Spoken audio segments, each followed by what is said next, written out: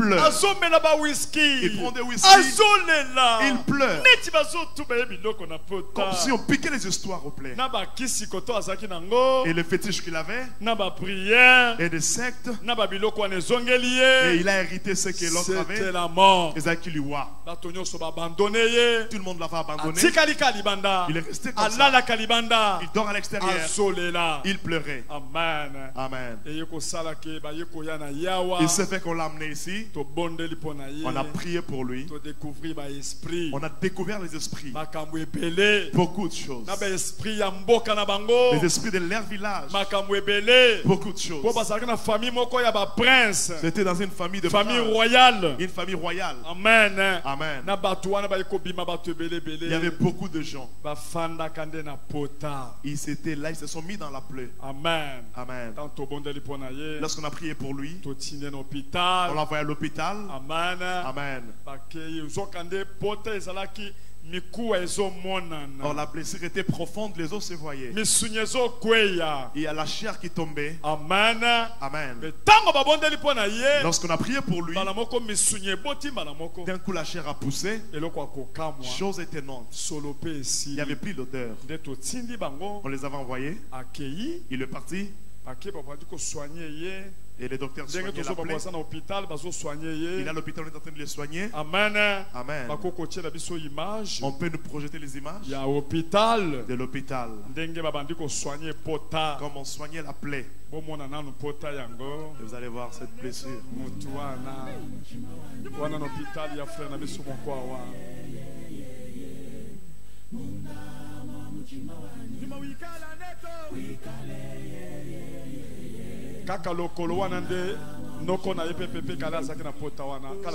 Sur cette même jambe qu'avait son oncle.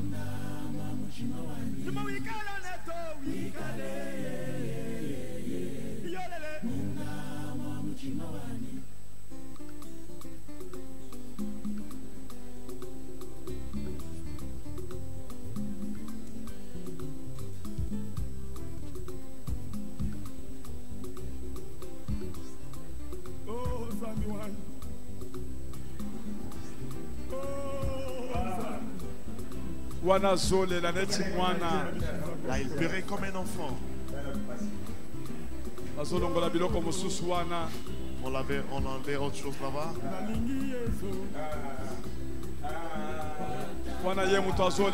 Ah, c'est lui qui pleure.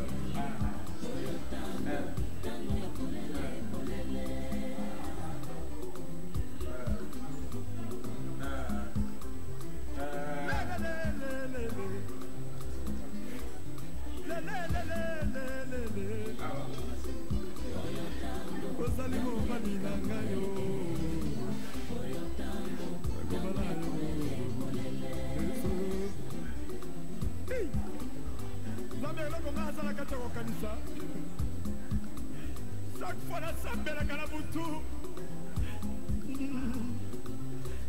la talaka eloko yo salaki ya kotika lola kokita pona kobalaka musumuki pona kopesaka valeur kopesaka pouvoir. Eh Seigneur, mais mosala kosalaki na Golgotha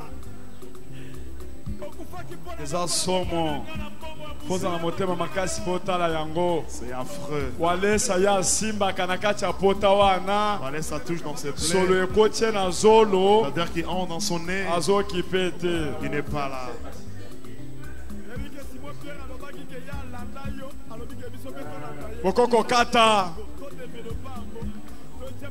Bokola qui sa place abana ko lale pana bango na matete. Montrer à matete là où il dormait. Délaissé na batunyoso. Il était à part de tous. Qui peut rester avec lui? Il puait. Qui peut rester avec une telle personne? Les dieux qu'on a, c'est un Dieu qui valorise les gens. Projetez-nous les images.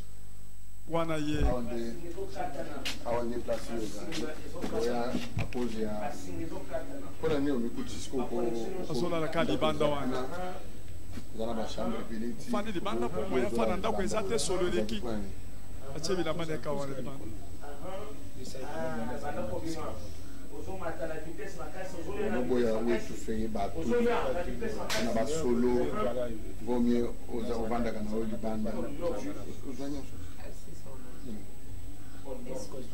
mbula ebete beta te yoza kaka mbula ezobetele ka wana libanda mayi ezokota na se bongo kende koyebisanga ke ye bapriere eleki jésus eza te okosambela okozala bien me na nsima na yo eske makambo ekoya na nsima oyebi okende kosimba bakisi asimbisimi mpe bakisi ya ndenge na ndenge bakisi ya ndenge na ndenge soki bamoni bakisi ya kotatola bokomona. Il a témoigné, il a touché beaucoup de fétiches. Même pas une heure. Au cas où on va dans mon corps. Au par exemple, ma case c'est ça à déclencher. Voilà, ça le son, ça. Vous avez moi ça les atte. Wana nazo senga. Là je demande na mobali ya mama leki mama pulutu na ye dans sa tante maternelle akoko ya awa na leki ya kabasele ampanya mwasi et la petite sœur de benga mulanga ya ampanya waba mulanga wana koko ya pe mobali ya mulanga ye oyo ye muto abelisa tango ya bale petite sœur ya Yampanya zaki na 12 ans. Kabasele Yampanya zaki na 12 ans. Lorsqu'il a épousé la petite sœur de Kabasele, il avait encore 12 ans Kabasele. Wana petite sœur ya Kabasele Yampanya. C'est la petite sœur de Mulanga, Yampanya waba Mulanga. Merci. Merci. Merci. Merci. Merci. Bomoni mama elonginaye ezaneti ya Yampanya. Elle ressemble à Pepe Kale. Okope sanga micro. Wow. Opesi papa, pesina papa. Papa makambo esalemi esemoni nozanango na makambo nyonso esalemi okozwa micro otie na monoko. Dana sengo ya mingi. J'ai la joie immense. Kwete tango nabali mwasi na ngai Mulanga. J'ai la joie immense parce que lorsque j'avais épousé ma femme Mulanga, après l'étude universitaire, tokendaki bazanya msana zaki na intérieur. Na sali mingi na intérieur. J'ai beaucoup travaillé à l'intérieur. J'ai fait à peu près 15 ans. Na sali mbuzomi na mitano. Lorsque nous sommes revenus ici à Kinshasa,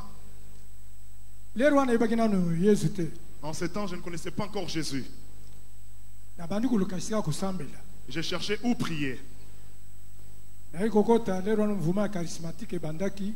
En ce temps-là, lorsque le mouvement charismatique a débuté,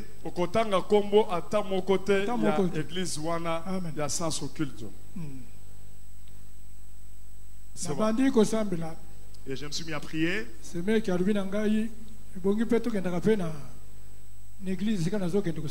Mon beau-frère m'a dit quand on suis parti là. Beau-frère Nan. Le Pécalé, il m'a dit. Il m'a dit tu dois venir là où nous nous prions, c'est bien aussi là-bas.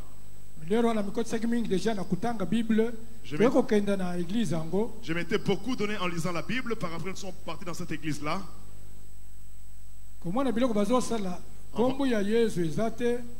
En voyant ce qu'il faisait dans cette église, il ne citait pas les noms de Jésus-Christ.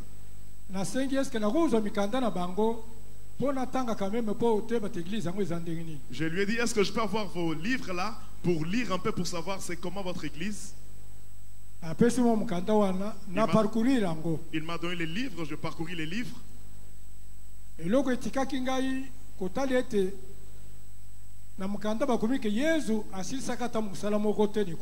Ce qui m'avait plus touché, ce qui m'avait tiqué, et qu'on a montré, on a écrit dans ce livre-là que non, à la croix, Jésus n'avait pas tout accompli. Comme il avait échoué à la croix,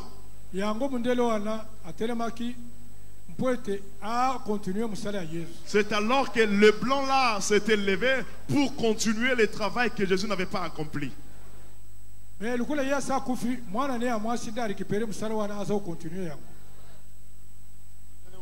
Comme le blanc là était mort, maintenant c'est sa fille qui devrait hériter le pouvoir pour continuer le travail que Jésus n'avait pas accompli. Lorsque j'ai vu cette chose, j'ai appelé mon beau-frère en disant non. Ici on a trompé. C'est une fausse église. Moi je dois m'accrocher à Jésus. Je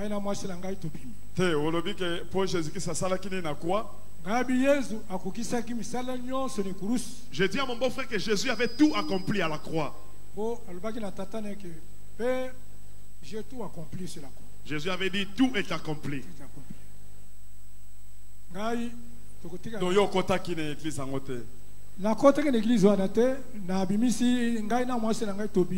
Par après, nous sommes sortis.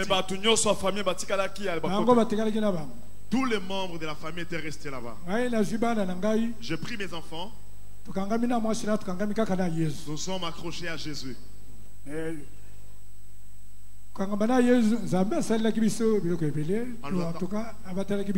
En nous attachant.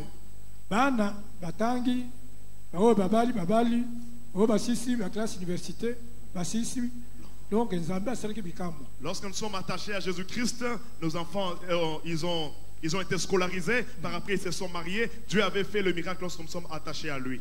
Mais alors, on a visité quand même Aza Semé, de temps en temps, mais comme il était mon beau-frère, je ne pouvais pas l'abandonner. Je partais à tout moment pour le rendre vite, on causait.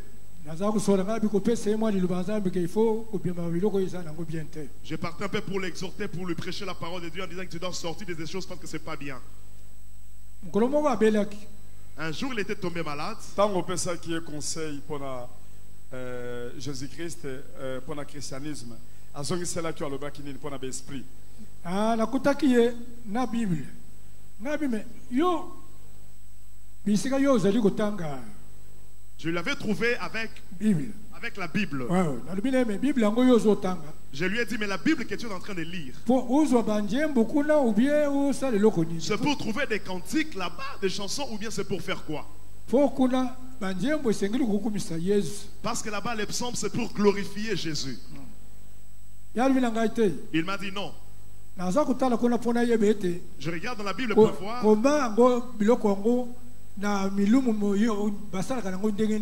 Je vais savoir comment est-ce que les esprits travaillent. Et j'ai constaté que vous les chrétiens, vous chassez les esprits. Mais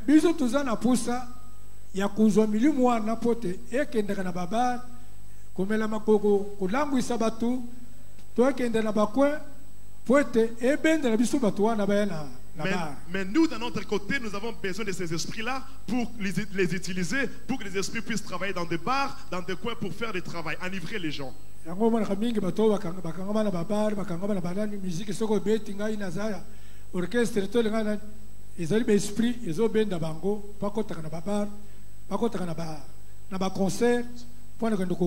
C'est pourquoi vous voyez les gens qui partent dans des concerts, dans des bars, ce sont ces esprits-là qui les attirent pour partir là-bas. Il avait dit, vous à l'église, vous cherchez les esprits. Or que nous cherchons ces esprits-là. Pour les envoyer afin d'attirer les gens dans des bars, dans des concerts. Amen. Amen. Amen. Amen. Oui, on peut continuer. Ok. Lorsqu'il est tombé malade, il avait une forte malaria. J'étais parti. Je lui ai posé la question, crois-tu que Jésus-Christ peut te sauver? Il m'a dit, beau frère, prie pour moi, que Jésus me guérisse. Je lui montrais l'œuvre de la croix, ce que Jésus a accompli à la croix. Je lui prêchais, je priais aussi pour lui. Utanisete Yesu alingi ndenga azali po biso nyonso toyaki toyebaki tozaki bato ya mokili tosaka nyonso ya mabe toliaka basoso ya bafamille tout ça mais nakoya koyeka ete Yesu ndakufeleki na kurusi po ete biso tozala alungula babiloko nyonso ya bakoko ya nani po ete tozala bana na ye soko yo ondimiki Yesu wana asalela yo mpe ndenge wana ndenge mpe asalela biso. Je lui ai dit, pécheurs que nous étions, Jésus a tout fait à la croix, il a ôté nos péchés. Si tu crois aussi qu'il peut faire ça dans ta vie, tu verras ce qu'il va faire. Il m'a dit, bon frère, prie pour moi. Je l'accepte, je l'accepte. Mais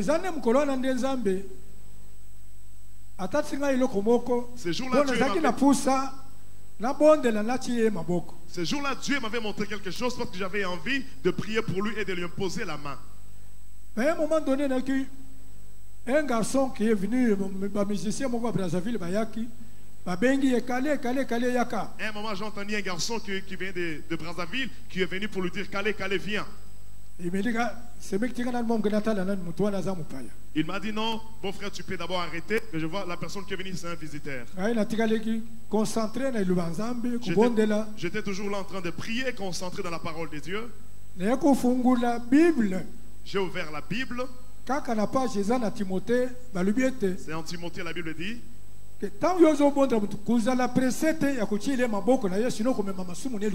lorsque tu pries pour quelqu'un, ne te presse pas de lui imposer la main, sinon tu risques de prendre ce péché.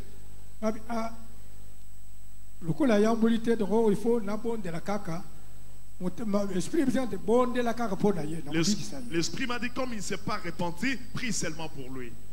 J'ai juste invoqué Bondeli wana tout ça. Wana koleka okokende ndoto ayibisaki yo ndenga monaki ba centre na na kati ya kasho.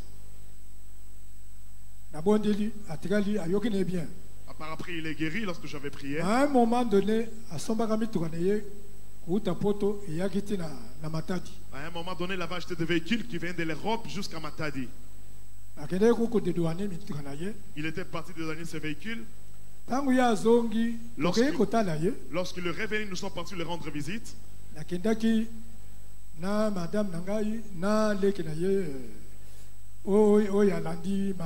J'étais parti avec ma femme qui est sa petite sœur, avec l'autre petite sœur.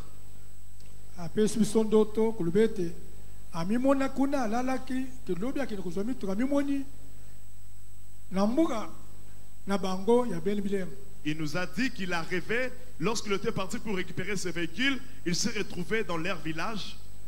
Alors, depuis qu'il est né, il n'est jamais arrivé là-bas.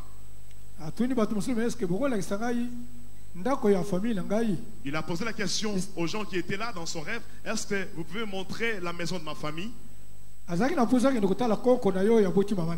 Il avait besoin de rendre visite à son grand-père, celui qui a engendré sa mère. Lorsqu'il est arrivé, on lui a montré la maison.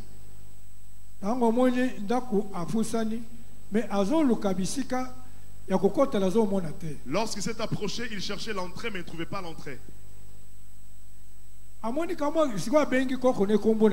Il a appelé son grand-père.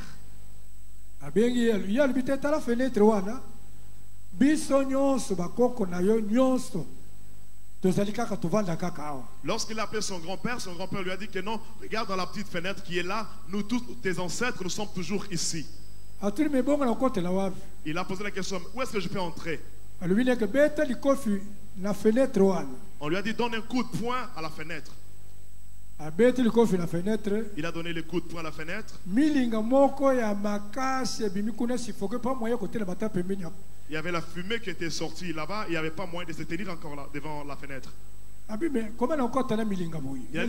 Il a dit, comment je peux entrer avec cette fumée? Il a sursauté. Il a dit c'était un rêve. Donc bref, Zambala Kissie, ba kokonaye, o bazakina ba pratique, ya ba puissance, ya ba soso, hein? Ala Kissie bango vie o bango bazanango bazo souffrir na kachaka show. Ayebise que ce qu'on s'est réparti au changer au kokota la vie wanate. Mais il a changé quitté a koufeli kaka na kacha église ango nde salemi. Donc bref, tozali na garçon wana kokoya pour 5-6 minutes. Oyo ya pota wana akokokota azawapi. Il est là, il peut s'avancer. C'est lui qui travaillait pour Pépé Calais.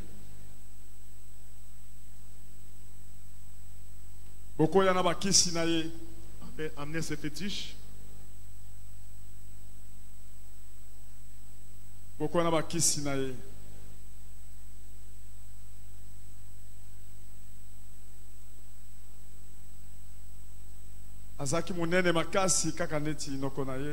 Il était seulement comme son oncle.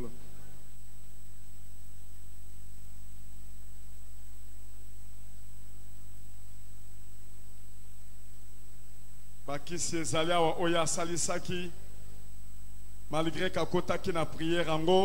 qu'il était entré dans ce secte, il a développé la magie. Regarde le fétiche. Donc, grâce. Dieu l'a fait grâce. Tozomona awa babiloko miso ezali awa zwa oyo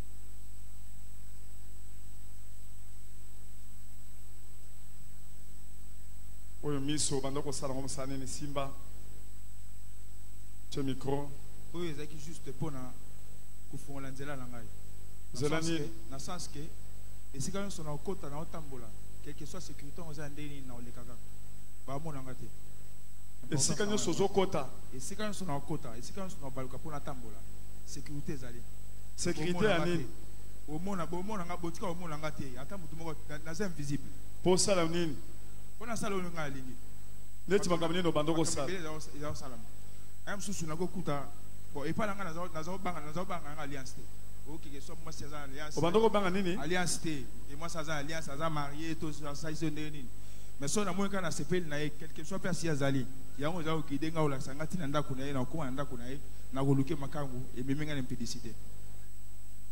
Donc biloko wana yo swaki ezobima ye na impudicité ozobima na basi ya bato mina basi ya bato ebele mina basi ya bato ebele wana ozalaki kitoko libu monene ebele wana babelanga ministre na nzela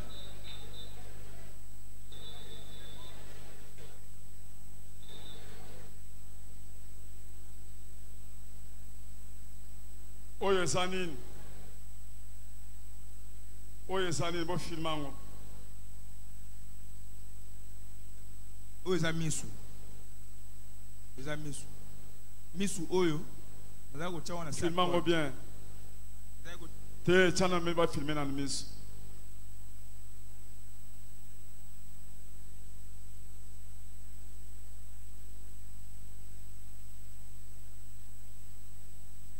lukele place afanda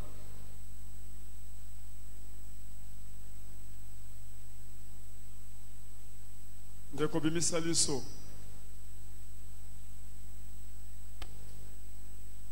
liso yango eza mibale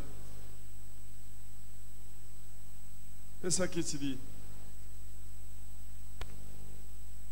tia kiti ka ndenge wana eza miso mama mpe bakopesa kiti bolukela mpe mama kiti liso yango eza nini tiene micro ezala bien miso yango eza na deux couleurs eza nini eza na deux couleurs deux boulots deux couleurs miso eza na deux couleurs moko ezali ya noir mosusu eza ya bleu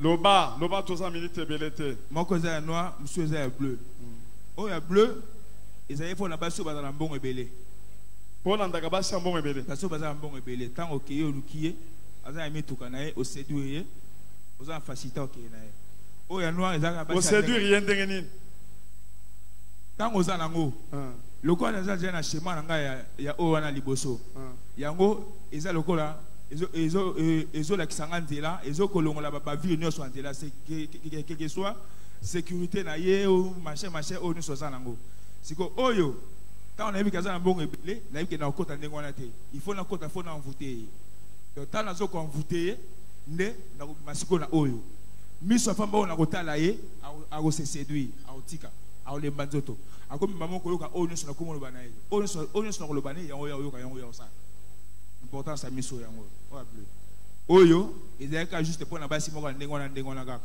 otali kaka azandika ndengona na sani bon le gars a posé bolongo na pese bolongo bon na dominer ka bongo ti esili na tike esili moi ça ndengona zakandeni asa ndengona baza na mbongo te siko na wela olobi asa na mbongo te na wela na kanini ni pana na pese ka bolongo o pese nini na pese ka bolongo ndengona esili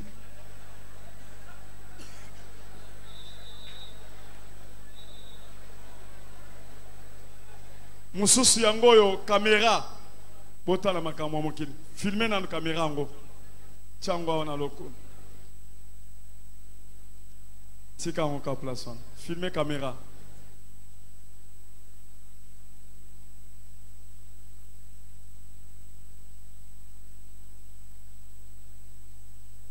wana eza nini oyo eza caméra nanga oyo bapesanga yango ntango batindanga na njili nani atindaki yo na njili oncle nanga ntango atindanga na njili atindanga na njili yabisenga ke nalingi nasala yo ozala lokola ngai oyo oza photocopie nanga et alors kende na njili na quartier 11 okutana na mutu tel ke peti na quartier 11 nakutana na mutu wana kokopana na kumi eva mutu wana yambi ngai alobi nanga yo nde empereur atindi ngabi ya ngai abia yo nde alingi asala yo koma lokola ye ngabi bon nayebi te nayebi so yongo sandeni nda pesinga caméra oyo asika caméra oyo tiaka yango kaka na col na yo ya chemise ube ne lambano na pantalon personne sozotambola esika nyonso mabe ezali mabe wana omona yango apartir ya misu na yo eloko moko ekango ya mabe ezala te quelque soit bataki nyonso ozokoya omona yango apartir ya wana koyebake no libota nanga bazokoatake nga boye libota nanga bazokoatake nga boye okomona bango comme ça oyeba ndenge otelemela bango. Bon, moi je croyais peut-être que nous allons comme là mon nzoka ezaki eloko mabe ya ona ko tambola yango yango nde ezali sort ya makambo sina komona yango pe de même na pota na ngai ezaki na eloko moko awa liboso na ngai ezaki lokola lisu donc lisu wana ezaki ko signifier ezaki ko la sedja sema na kati ya pota na ngai donc personne sozo tambola bato bamona lokola miso makorodo bamusu bazomona lokola miso nyoka lokola miso mutu moko batala na kati ya pota wana à partir wana so bani ko soa pardon. Ah, pardon, papa, pardon. Au moni, pota sika soko zoki o kamati alcool iodé au tien na kati. Soit au kangi likolo mutangata alcool iodé.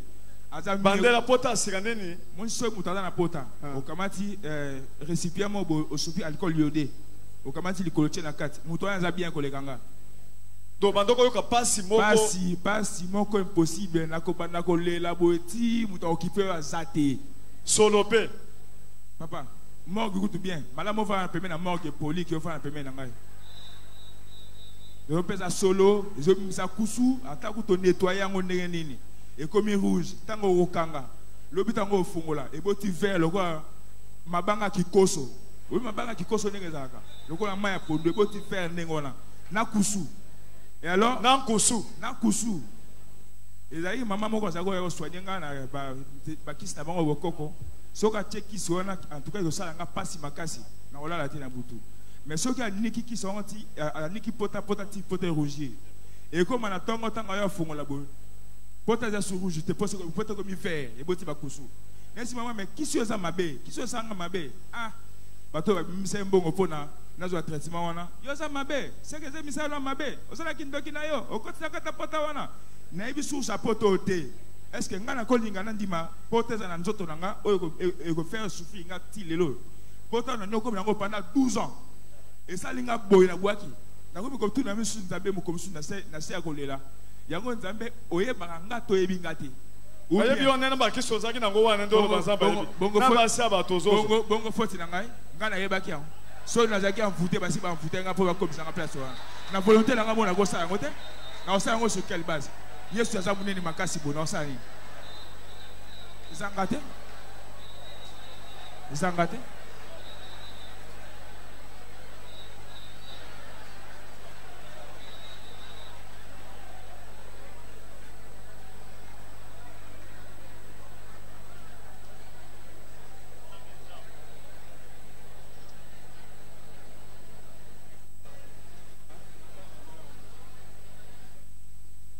bongo baki ezaki ya musalani yango na maboko bagi oyo a partir ya njili babisenga ke poza la malamu yo za mutoko balate okozwa pe moi cité selon ndenge ba informer biso ke ba koko na bino basi bateka bino mutu mo ko balaza te question na bana mibali ata bo vai na basi nini o va na moi si ozala te bien so bondo panzana kaka effectivement na bona moi ba makamso mabe na basi na ko vivre na bango et c'est que neke zo bag oyo pona zo sirene na kata mai alors na ke na mai njili c'était vers 22h fort comme ça na kamati ndobolanga na boaki na salle prière notre père na silisi salle prière nini il y a notre père qui est aussi sanctifié qui aura une prière yango ils ont prière protection na salle prière la protection sili na boaki ndobolanga na maïta na devant madame batubayo kamalem OK na maiwana na ke na maiwana au salle prière il y a prière notre père de la protection yango wana na salle prière notre père qui est aussi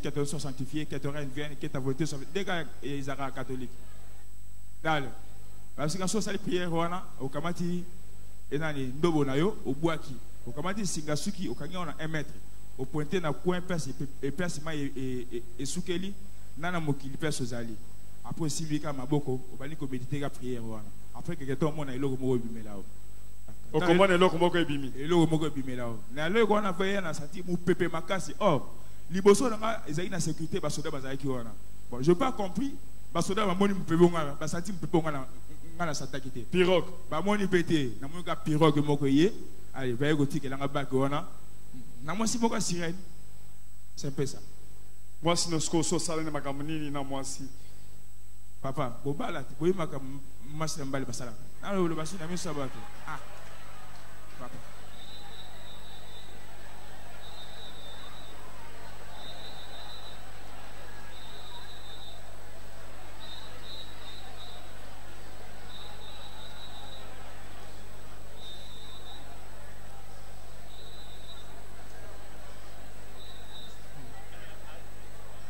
a souffrir makasi olobi o souffrir makasi na souffrir makasi dans la temps où on a souffrance c'est pénal oui souffrance c'est ça qui lango mais du fait que est toujours aveuglé osaki aveuglé nazaki aveuglé na comprendre siko que nazaki aveuglé pour na temps où on a aveuglé tellement c'est normal c'est que na otambo na bien makambo ça bien entre ta pota na kotoyo et boti mukuwa ikomi komonana na comme un niveau que pona mela kisi bien pona tambola bien na kolongwa tu maintenant na komela kisi koti et me mangati le na tongo pour douleur et se manifester sous na komela même ba bouteille à whisky pour la mela bouteille à whisky 4 à 5 na 4 plaquettes il y a ibuprofène ou bien il y a rifedol ba anti-inflammatoire pour la mela on nani mais so la meli pe bongo au moins ozo mela ba masanga wana combien de bouteilles na komela même kinini na whisky donc nazo kanzo te ça bien pour douleur et l'équipe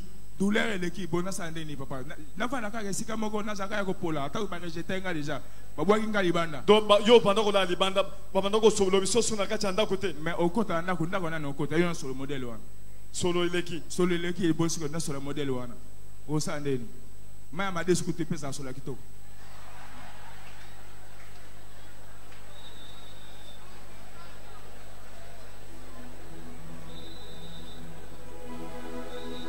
et alors, tu as mis la langue, allez. Là, c'est la douleur, na ko finga tout le monde. Na sa douleur, on ko finga, zo finga na maman. Même maman botanga, ngale to comme pour la niaou. Donc, azo comprendre, mais moi non comme nini, bazo comprendre. Oh, ça ngate. Et là, on a kati na nganga mona miyeba kité. Ce que l'on sait, ne comprendre ngo sima. Donc, so yansi na meli masanganga. So ba balinga ko baka bi ko mike ngabi omoni bo balinga.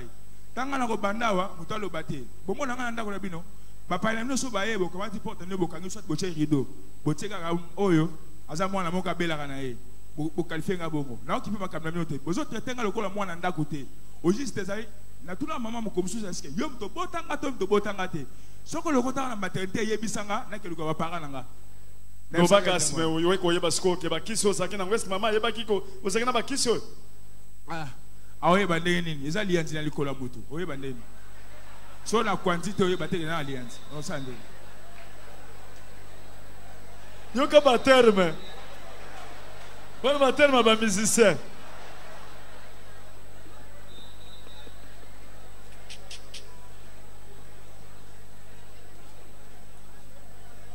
Au salama comme ebele, ba danseuse ya Pepe Kale avant ba kota ba kendo ko danser. On va donc saluer. Wana zaki mususu zaki dans ce qui bakei avant ba matana podium.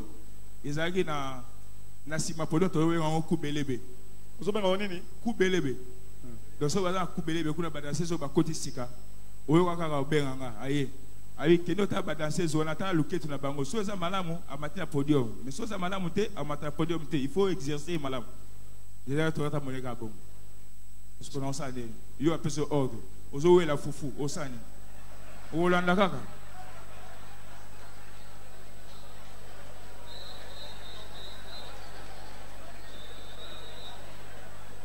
Bandela nan masolo antoyo ki ango bien te. So banasi da sika ba ende ba nouvelle recrue. Yo banano na sima podium ba banoko benga nini? Kubelebe. Siko ya bandoko yebe sonene. Ayam so absolument ça va ta ba danser da sika ba yekuna. Kende na tala bango o aza malamu bo matina podium. Soto kamati juna. Zona no s'occuper na ba danser zoana. Chef tele ba danser phase là qui s'occuper na bango. So qui était bon. Patrick. Elle savait que pania. Les cafés sont en train de danser zoana. Tala bon luket na bon malamu. So qui e ba koka ko matana podium. C'est que ba bi na malamu. So ba kokate. Il faut exercer bon malam pour pas venir au matin à podium. C'est un peu ça. C'est que exercer bango. N'a pas expliquer que exercer bango. Ah papa. Pardon.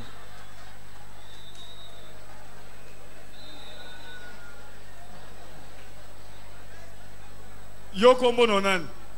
Comment on a Patrick? Nani? Patrick. Bongo ya Chiluba. Ya Lingala. Comme c'est belé, il y a des gens Patrick, il y a Pania, Patrick Pania, Patrick Nyonso. Pania. Pania Ngai, il y a Pania Ngai, il y a famille. Quand on a dit que l'on a dit que combo, on a dit que combo ta wale, ça n'a pas été nanga.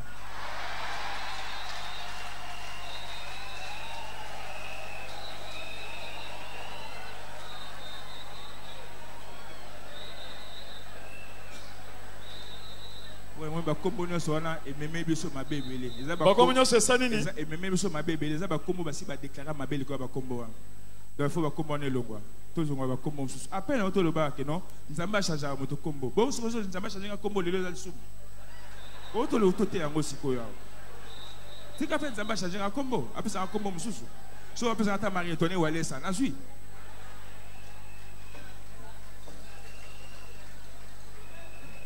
et c'est mon innocent tango sur délivrance. Et c'est mon langage, n'aime bien manifester c'est mon langage. Mais sauf que il faut qu'on a l'oba pour c'est mon langage kasi nangai. Bon, on attend bon là-bas. L'église de réveil est belée. Quand on a kalanga oyo, en tout cas ça n'a pas tenu. Ils ont la place sous sokeyi, aux yeux même la baptême. Pour tes amis qui l'ont moqué et fous-moi mais sous la carte baptême. Donc c'est comme si il y a quelqu'un qui milimo le cola milimo. Dieu est grand. Aïe au tinda beau frère nanga. Le cola yebi papa walesa. Na papa nanga za pembeni papa nanga mukenda. Le cola talaki papa walesa na témoignage ya leki nanga mami. Et alors abeta ki lisolo.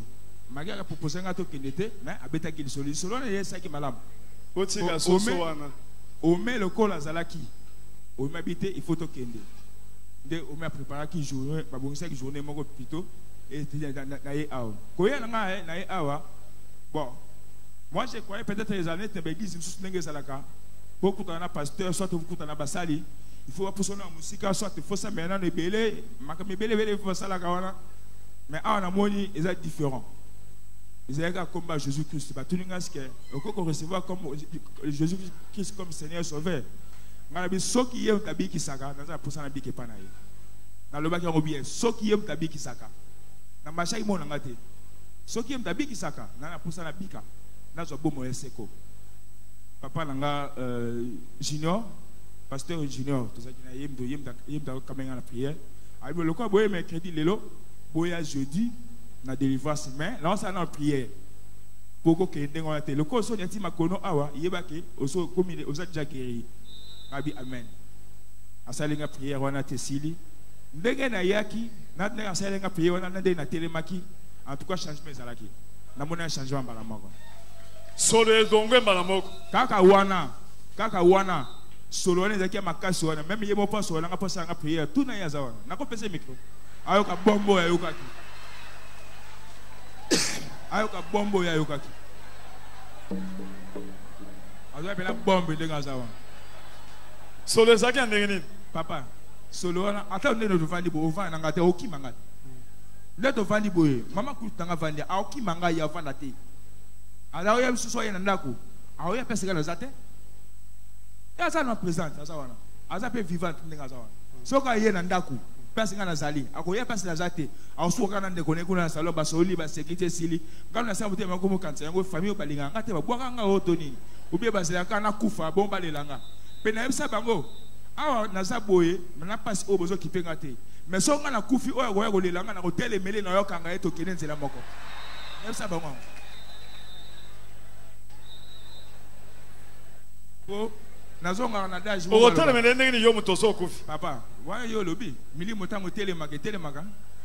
Milimo zolanda bato zolanda bato ndenge. Ayi la ndenge la ndenge. Basi ba kufa déjà bazo yaka bosani. Bazo ya ndenge. Po batira nzela na bango ya kota. Et alors le même jour avant même na ya awa na si ome na kotambola te il faut na mela whisky na mela 2 bouteilles de whisky na 2 plaquettes ya ibuprofène to komati awa mais le ko eza église to so musala nzambe na kamata même Simon pona boma solo ya masanga to so na pasteur Junior et Sili Assembly na telemi na senti malaise moko zalanga a lokola mingai moko salanga likolo loki su mingai wana te ay bon toke kaka le jeudi tanto ye to solo li na ye abondeli asali délivrance et sili to bimai na si to yaki na likolo personne est-ce que c'est ba fungola pota ko fungola ba zo fungola pota ba fa na ngo azalia ome bo funa ye sawa pe obasaki na ye ome azafi komo ne nani ome ya kanal. Yaka pardon. Ome.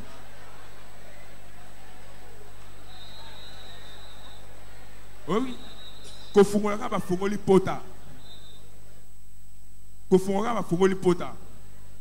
Mukuwa na zeko mona na mukuwa ezipami eboti musuni. Sama etone.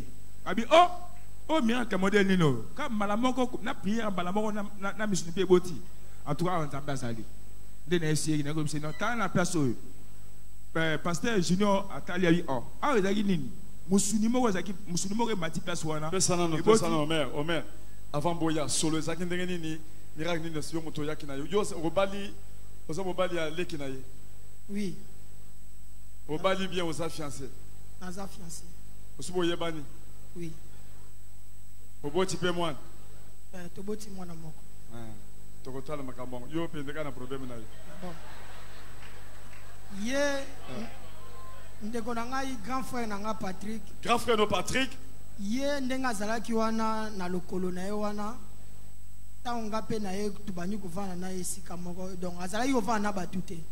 Kutu ndenge aza boye même bato baza awa boye ba kovana na ye tiningi tovandi boye. Ko sala programme ndenge nini solo moko impossible papa solo na ye wana échangeaka ba odeur moko ekobimisa solo a pupu epola moko ekobimisa solo a mbisi ya mai ezobimisa basolo donc ezochange kaka baformule ya basolo donc impossible okovanda na ye te même koleka ndenge azalaka na nsima misu moto aleka na nsima donc et puis gaz wana ntango ezobima mutu ifo melango jamais soki gaz wana ebimi okokaka gaz wana ekoti yo vraiment donc azalaki impossible famille ebwakaki ye te na solo oyo aza nango moto akosupporte kovanda na moto abongo aza te po ye mpe ndenge azalaki wana ayebaki na ye kosambela te abanda kofinga bato kofinga mama donc surtout soki ameli bawiski na ye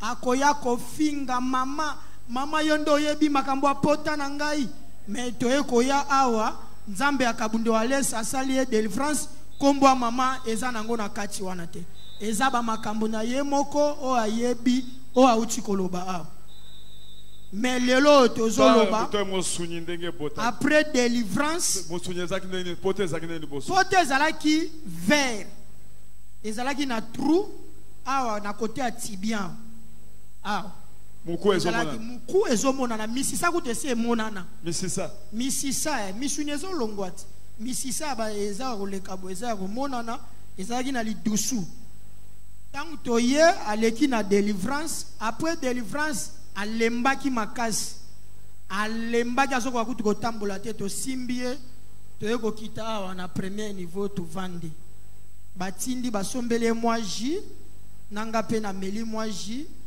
tovandi wana nga mpe na melaki tomeli wana touti na délivrance tomeli mwa jus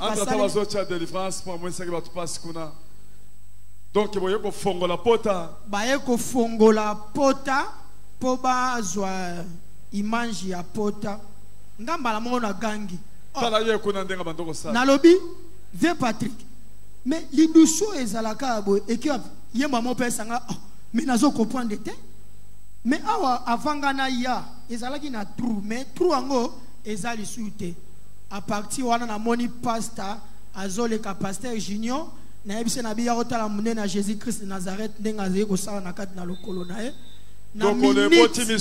na minute solo pe kei eza makambo lokuta te nga nazalaka na ye ngai bande kona so sabiko ke na minute oyo eza makambo masapote solo ekei mama mulanga ye wana obabanda ko benga yampanya wa ba mulanga nde mulanga na bango abanda ko linge makasi mama na yepe mama komona nani Hélène aza kuna melen nanga zape libanda azobela est-ce que azotambola te bako filmer libanda wana ska azali akocha musapi boye batu bamona ye mama na bande kone ba yenyo swawa esengoni no sana ngo pona mwana oyo papa nanga merci mingi pona maloba tout d'abord nazali nanu ko remercier Seigneur pour azali malam okoko bota mata 50 mena kati ya libota wana ekoko zalo nzambe aponi pote azala pona ye ngai mobali na ngao ya bali nga mwana muke tovandi mingi na est na ndenge na boti bana nanga to yawa apoti kuna mwana liboso ya mibale ya misatu na eko lakisa bango mwana misatu botika soso après prière njimu je tumona mwena souvent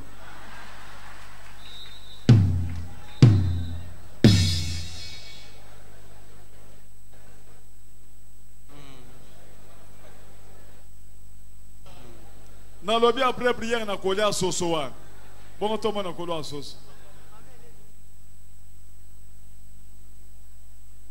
ye wana mama mama Patrick bande konangai na yeko ya ese na boti bana misatu nazo kata na mokuse tangu na ye na kutinde konanga na zaki na makambo na ye bakiteke église wana eza ya malamu to ya malamu te metangu na ke na moni ke zalaki malamu te nga na boyaka yango na mobali nanga na yeko kangama na Jésus Christ ana zolo bakutu na kanisi na betonga mususu bayebinga nga na tsambela kesika moko boya sandi mela Yesu lokwa mokonzi pe mobikisi na ye na salela kape nzambe na bana nanga metangu na yokike mwana komiawa nalandaka papa tango nyonso na sepelaka na papa tango nyonso na pokwa soki na ye surtout mobali nanga avandaka ti 1h du matin l'heure mususu azolanda ndenge nini papa azosala ba délivrance pe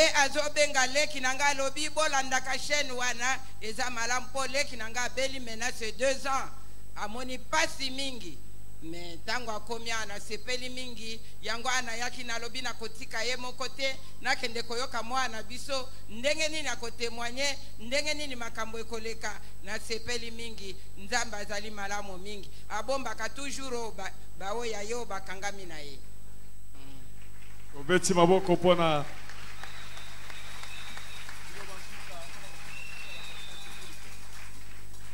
Lido basuka. Lido basuka nazo yebisa bato baza kolanda basange okiltu wana ke batika biloko wana pote mingi baza ko yebisa ngai surtout pour la pasteur po fona lubango pona nini nga nalingi ye bato baza koloba bamosusu non eza bakisi tout ça mais ntango nabandi kolanda ye natinga bino nakotala natangaka mingi bible nayebi mwa ndambo ya bible mingi nabandi kolanda tout d'abord na mateya na ye ntango aye kofungula likambo ya mukaya alobi mokolo ala te lite ya mukaya wana nalandi ntina mukaya c'est ce que veut dire la sanctification. Effectivement, le banzam, il dit sans la sanctification, personne ne verra Dieu. Mais où il va lui gagner mon temps ici? Mais quand il y a des oiseaux landa, que le belali kambo mukayo, nali kambo Saint-Esprit, non, ça sont des menteurs. Amogo na landi. Mais la zala qui mingi na bapusa, ya charnel et abasi tout ça. Donc bando ko linga pe basi malika ko makiko kolo. Oza utala ka basi ozo linga ka basi. Donc ngana lobi na kokende kotala nanu service wana intercession nata la soki babiloko ni basala kakuna. Na yaki tiao. Na matili kolo na tuni na kuma na tuni wapi intercession izali kolo. Na landa ki intercession to ko bondela tout ça to pisiba. Ma offrande, ma koumi va vendu vers 15h30. Basambeli bepo na yo. Na keyi basambeli bo na ngai na yebisi ngabi kindumba eleki. Bondela po na ngai pote eloko wana eza kutungisa nga mingi. Nde eloko na ye. Tango ba bondeli po na ngai. Effectivement na koyebisi ete na yo kakasusi ba biloko wana ekomela ngai te. Donc kindumba ekeyi. Ekeyi. Donc tango na zongi na ebiso wote na kendeki kuna na monika batwana baza la kisite ba lokote seulement Jésus le basuka siko kindumbe ke to kozonga wa asiko ile lo basuka lo basuka ezaliete bana na Nzambe mutu moko ko sabinto Yesu azana ye Yesu azana kati na ye po makumili bieto oya kunjimela ngai akotosa ngai na tata na eto ko kuvanda kati na ye. C'est ce qui fait que nous, c'est ça le makati na izali. Yesu na tata ne kati na ye. Tosko kindumba obanda ko nata osamu koloboy. Soko monika mwana mwasi ozotala ka miso. Miso kaka. Olandi yepe. Bien sûr. Bango ya mbongo. Donc il faut Olandi ye opesi mbongo. Mbongo ko makambo esili. Voilà. Donc iloko nyonso wana esila ba bêtise wana nyonso. À comprendre qu'effectivement le sang est allé. C'est quoi biloko wana esili nyonso? Non, ici ça c'est fini. Okomi bien. Attends la mona pamba. Attends la mona zo mona ka iloko pamba. Et comme ko pesa nga kanda bo balata ka tenir buzoba wana biloko nyonso wana. Ezo pesa nga. Mais liboso soko moni tenir buzoba wana bandako yoka ngo bien. Oui bien sûr, pas pour ça ne. Donc biloko nyonso wana monika na bo. Beta maboko makasi bona Jésus. Alléluia. Alléluia. Fanda papa. Oyebi esprit à Kindumbe ko kango combien de temps 70 ans 80 ans liso payi payi soko suite délivrance te ko koma donc cela veut dire maman ya mpanya wa ba mulanga moni makambo na papoy hein maman sambeli na ndenge po papa biloko elongo ezolongo eyoko longo pa wale seka pa elongo alors c'est bien sûr siko ina ko sande ngana ke. Est-ce que tu as Jésus-Christ maboko? Donc à suivre pour la koloba que voilà biloko sens qu'il te a bien te. Le loibo yampanya akufi ya yeba qui peut-être que prière ngo eza bien. À côté si famille mobimba na biloko sens occulte. Mais tala makambo ezotika na sima. Et puis ba mandako sala na famille na bango mama zali banda wana lobi ke babanda ko lamba ba soso 4h du matin bazolia mikuwa te bakolia biloko ngo eza na braza mingi bato bele batika na ba coutume ya kolia ba soso bako sa cérémonie bazo sala ba mabungu wana bazo ba ngondeni bakale baswa bachoti na kati ya chambre à coucher Botika ba cérémonie satanique wana. Et puis ba prière wana science occulte. Ozo sambela ba démon, ozo sambela ba tubakufa, ozo invoquer bango. Mais ba génération ya bana ozo bota. Est-ce que yebi makambo yo ozo tika na mokili? Awa tozo ba yampanya kufi, tala sikoyo ba makambo etika na sima. Et comme na ba politique, ba toangwe ba zo régner. Tokende na université, ba zawan. Okende ba société, ba muso lobi il faut to adhérer au quota ndeto zona musala. Ba zo récupérer terrain.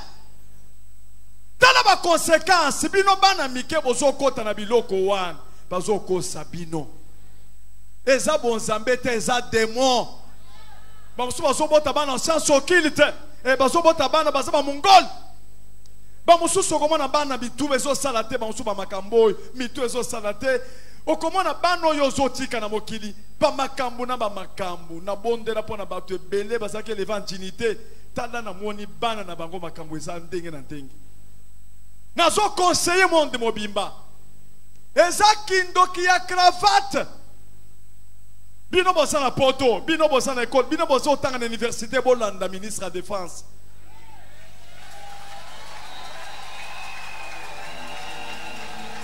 Bolanda ministre de défense. Suivez le ministre de la défense. Biloko wane zamabe. Ce sont des mots.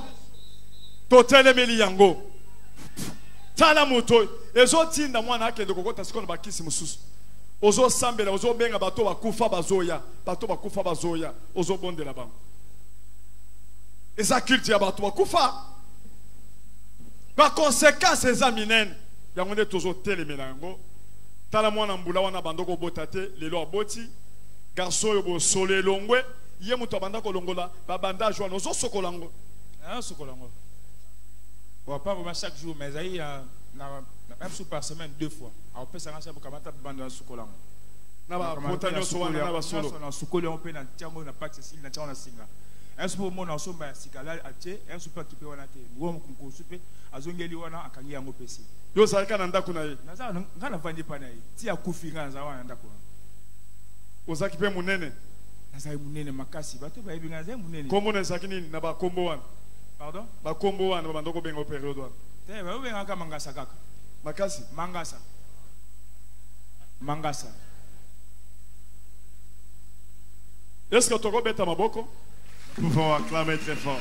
Est-ce que toko beta la Jésus-Christ maboko? Pouvons-nous acclamer très fort pour Jésus-Christ? Besa moninga mbote. Salut ton voisin. Yebise nzambe asana bomoy. Dis-lui Jésus-Christ est vivant. Yebise mwana na yo akota na biloko ya science occulte. Que ton enfant ne puisse pas adhérer dans l'occultisme. Attende kona yo. Même pas ton frère. Okozambongo lelo. Tu auras l'argent aujourd'hui. Lobi. Mais alors le lendemain. C'est quelqu'un qui est connu. Il est connu, Kabasele Yampania. Regardez les conséquences. Il est en train de penser que ce sont des bonnes prières. Regardez les conséquences. Dis à celui qui est à tes côtés. Tu es là à l'oreille. Dis-lui. Action de grâce. Sors ton action de grâce.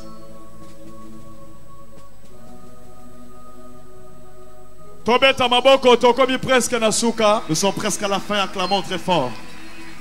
Est-ce que toko bete la Jésus-Christ maboko? Pouvons-nous acclamer très fort pour Jésus-Christ?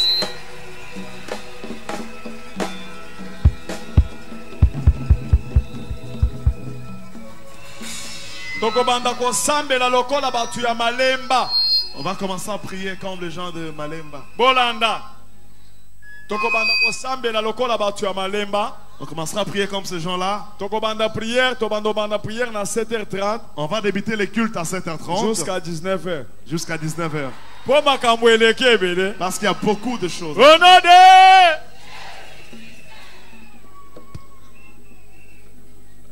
Bandeko kalamingi te tozolongwawa. Bientôt là nous allons quitter ici. Ça restera juste les cellules de bon marché. Bientôt là on va quitter.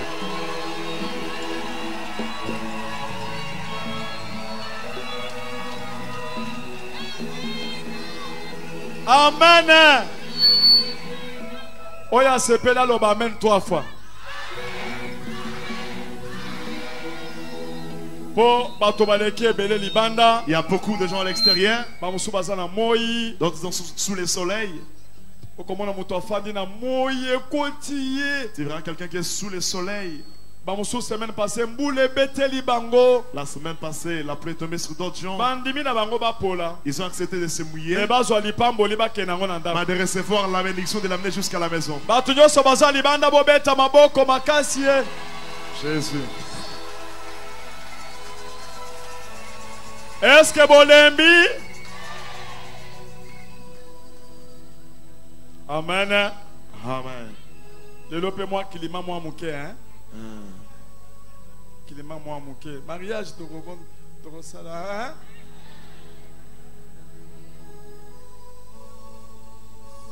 Merci, merci, merci. Zacharie à Zawad. Eh, ce qui est Zacharie. Kazaji Mouchi. Yakao. Tokomina Souka Otek. Il faut tout le que bilamba là, hein? C'est là. Ba yibio bilamba nyos, tout. Ba mi bina sapato. Bona nzambe muto asadi. Ba we konfomo meno amu. Tambola kende kuno zong. Kazaji Mouchi. Muhana mumweda midungu.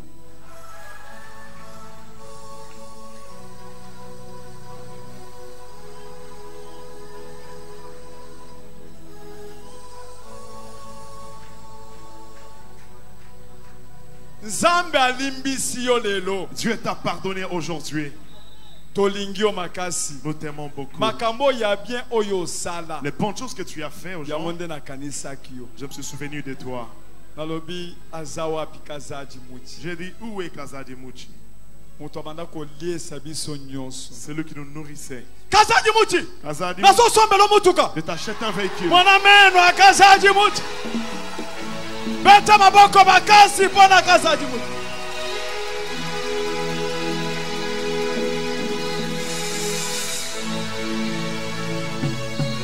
Nazo sombe na yo mutuka. Je t'achète un véhicule. Que tu marches plus à pied. Et puis je vais t'habiller. Je vais te vêtir.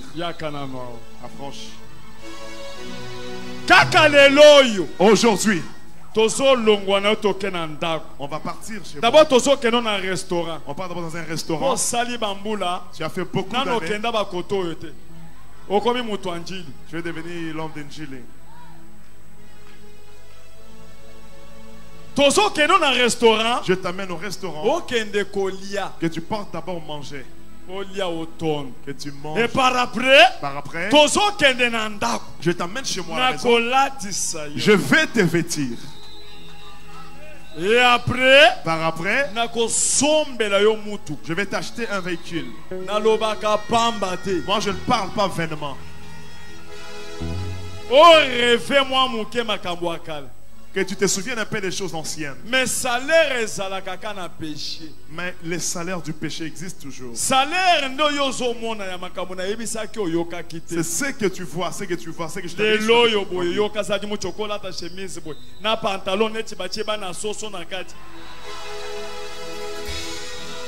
Toi, tu ne pouvais pas t'habiller comme ça.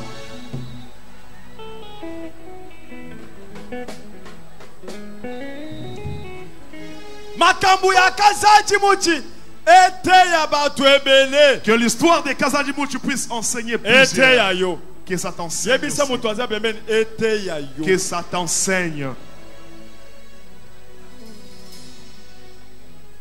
On a donné une chemise. 43.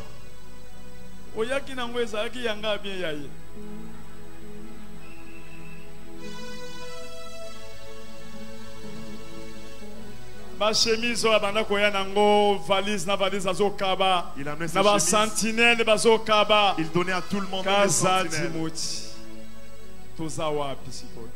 Nous en sommes-nous? Zambe akope so motuka. Dieu va te donner le véhicule. Na ko sombelo bina ba cravate abanda ko lata cravate na za ba cravate belé ya période. Oko zo ba cravate o latien Kazadi Mouchi na ceinture.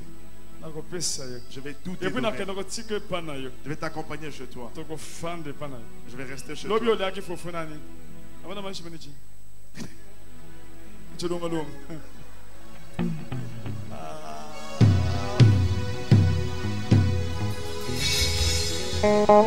Est-ce que vous pouvez encore alléluia 3 fois? Alléluia. Alléluia. Alléluia. Est-ce que vous pouvez encore Jésus, Jésus, moyen? Jésus, Jésus, Jésus, Jésus, Jésus. Est-ce que vous pouvez encore mettre ma boque comme ma casse?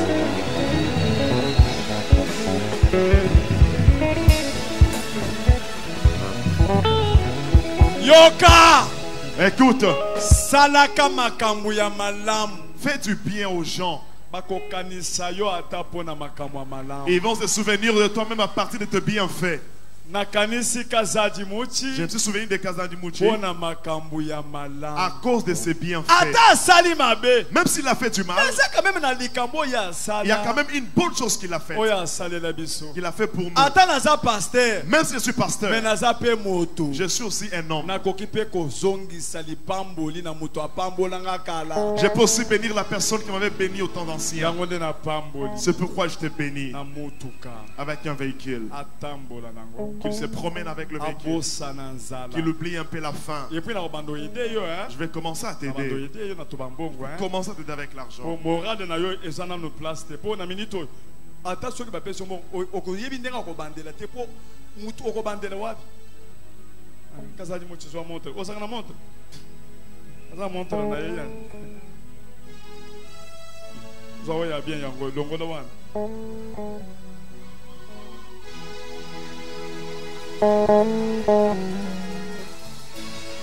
Oh, bombango, bombango. Oh, balobi osoma miliki, hein? Après prière osoma na miliki. Kazamuchi. Na kopesa sapato, hein? Je vais te donner les chaussures. Encore yo linga kolata. Alinga kolata makasi. Il s'habille très bien. Kolata, hein? Tu vas t'habiller. Hein? O tape cravate, hein? Kazamuchi. Asomba bik. Akomanin. Oh ya bosana abana kokomango po awe ezali armée ya concevoir nyonso oyo pasteur azoloba ete ape biso obana kokoma siko a partir ya date lelo biki wana obana kokoma nyonso ezoleka lelo kino somba biki tango na poche Réponds place. Jésus. Bandeko, mutu ayaka crise comme une crise. Na démarche changé. Mutu comme ko tambola boye mabala bala. Yo mutu bandeko tambola bien comme ko tambola manja. Mon ameno. Est-ce que toko beta maboko makasi bona Jésus? Pouvons-nous acclamer très fort pour Jésus? Attache-toi à Dieu. Attache-toi à Dieu. C'est pourquoi il y a beaucoup de visiteurs qui viennent de partout. Ils viennent pour vivre la main de Dieu. Ceux qui viennent de très loin peuvent s'élever. Ils peuvent s'élever. D'autres sont venus en famille. Si vous êtes dehors, vous pouvez entrer. Nous acclamons très fort pour les visiteurs. Acclamons pour les visiteurs. Si vous êtes à l'extérieur, entrez. Ceux qui viennent de l'étranger, venez. Passez ici devant. Passez. Nous sommes presque à la fin. Après, on va bénir le mariage. Soyez calmes. On va bien bénir le mariage. Mais après, on va faire l'offrande rapidement. Après, on va bénir le mariage.